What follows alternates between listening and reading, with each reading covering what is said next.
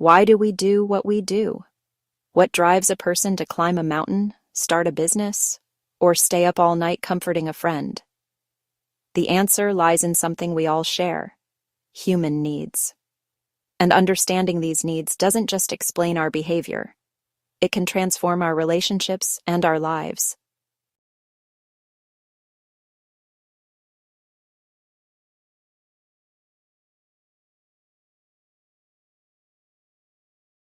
For decades, psychologists have studied what motivates human behavior. And here's what they've discovered: we're not as complicated as we think. At our core, we're all driven by the same fundamental needs. In 1943, psychologist Abraham Maslow proposed something revolutionary. Human needs exist in a hierarchy. Like building blocks, we can't focus on higher needs until our basic needs are met. At the foundation, survival: food, water, sleep, shelter. When you're hungry or exhausted, nothing else matters. You can't think about your career goals when you haven't eaten in 2 days. Once survival needs are met, we crave safety, stability, security, freedom from fear. This is why job security, a safe home, and financial stability feel so important. They protect us from chaos and uncertainty. But here's where it gets interesting. Once we feel safe, we don't chase more safety. We chase connection. Love and belonging become our driving force. We need intimate relationships, friendships, family bonds. We need to feel like we matter to someone. This isn't weakness, it's biology. Humans are social creatures.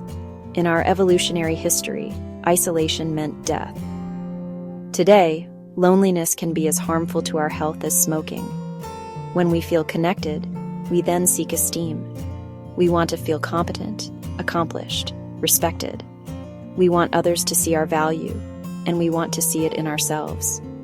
And at the peak, self-actualization, becoming the best version of ourselves, pursuing purpose, making a difference, living authentically. This is the growth level, and it never ends.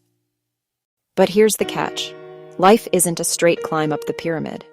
We don't complete one level and move on forever. We move between levels constantly.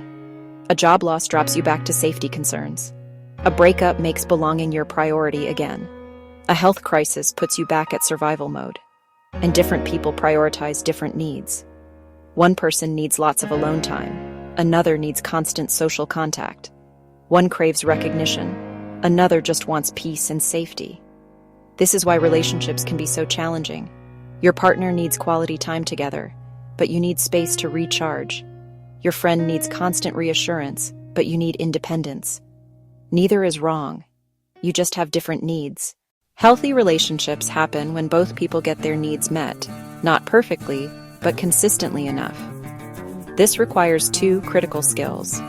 First, self-awareness.